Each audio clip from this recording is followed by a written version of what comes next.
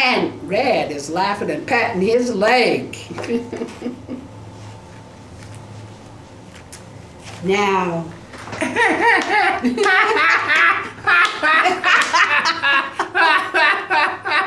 See what I have to put up with, folks? Now I'm going to read a poem about Nemo.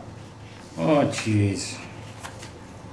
I'll be out patting something else, folks. All right, you can listen.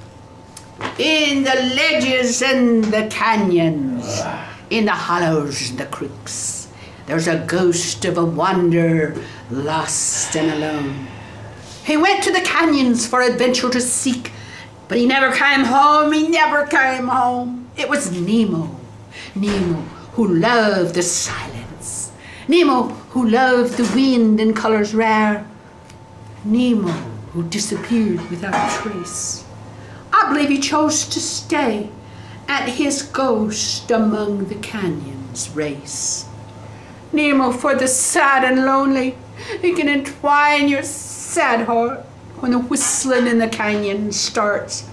With Nemo, you can fall on your knees and cry out the grief in your heart.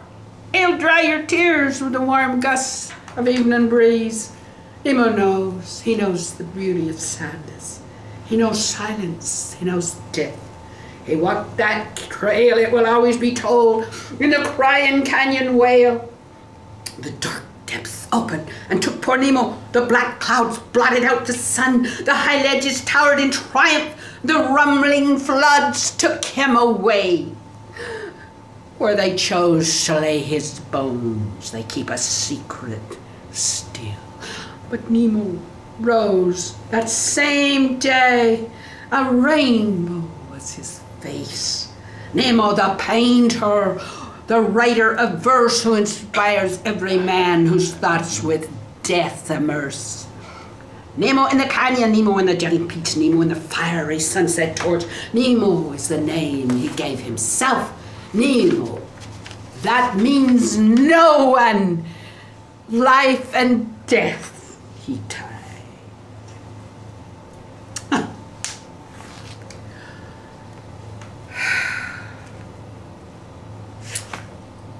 Well, guys, says Dandy, isn't that poem soulful? Oh, Dandy's getting back to her roots in the canyons. Brownie, I know what, after that poem, get on that tiger dress. And that you sneaked in your suitcase when your husband went looking. And you can show him, we'll start the music and you can show him your black bottom shimmy. Daddy's holy crap. You see, she's got a tiger dress in her suitcase.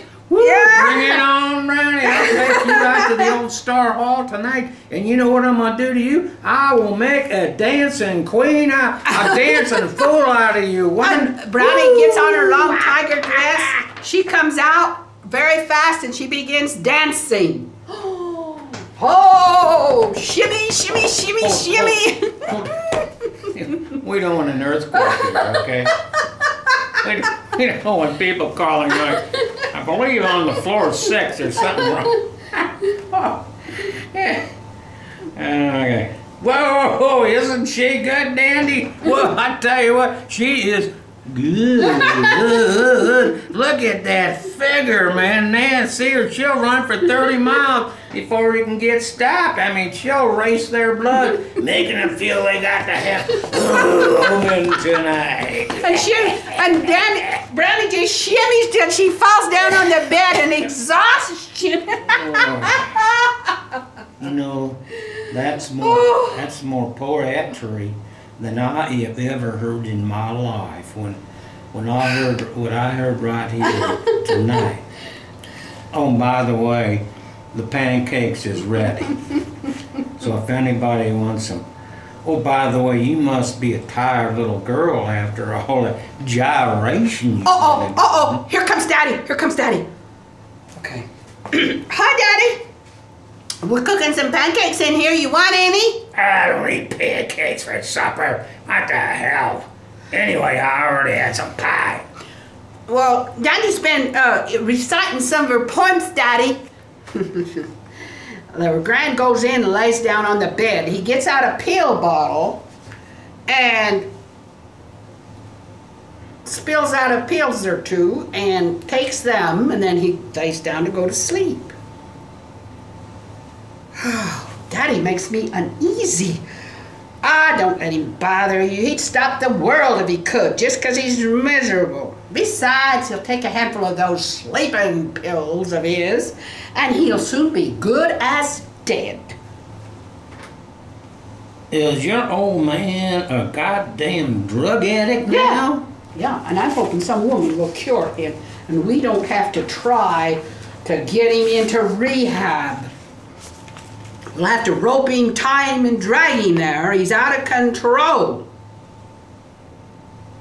Well, you know what I'd do? I'd get a lawyer. And I'd take his money away from him first thing. Oh, I want the Mother tried money. Mother tried to take his money, and he sincerely planned to kill her. He won't sign any papers.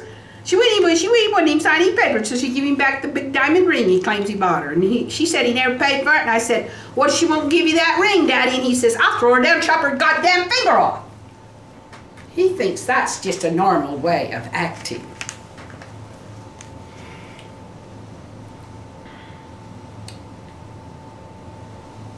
Well, come on, Danny. My heart can't take much more. Let's you and I go take a ride. I want to talk to you before we have to go home. Well, we'll be back in a little while, Brownie. Hope you and Henry don't mind being left here all by yourselves. Don't be gone as long as you was last night. Oh, Brownie says. Oh, sorry. Don't be gone like you was last night. Henry and I are just about had a good night's sleep together. I'd like that, you know. Ooh. Oh, Red and Dandy leave, and then Brownie says, now don't forget I'm married. I'm going to crawl in bed here. You can sit over there in that chair, Henry. Now, what was that you was telling me last night about when you was living up in Oregon?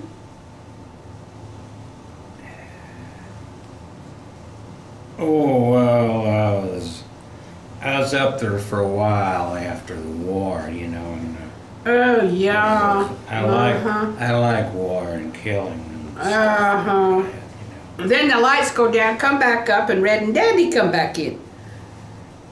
Run in there and wake him up. Damn it, it's late. Snore, Henry. Pretend you're asleep. So Henry snores. Henry's asleep, Red. Henry, wake up. Wake up. Red, he won't wake up. You gotta come in here and wake him. Don't you shake him, Daddy. He might hit you when he's sound asleep. That war really screwed him up bad. And he starts laughing, and Henry giggles. Oh, you damn things, you aren't even asleep. Well, you was gone long enough. Must be about morning. Red Eyes heard him, runs over and jumps on the bed with her. Get out of here, Red! Get! Henry goes over and pulls Red off the bed. That's my woman. You got yours. Now, good night, little women. Good night, Henry. Sweet dreams, darling. That's the end of Act 2. Yes. Shut it down. Battery is starting to get low. Okay.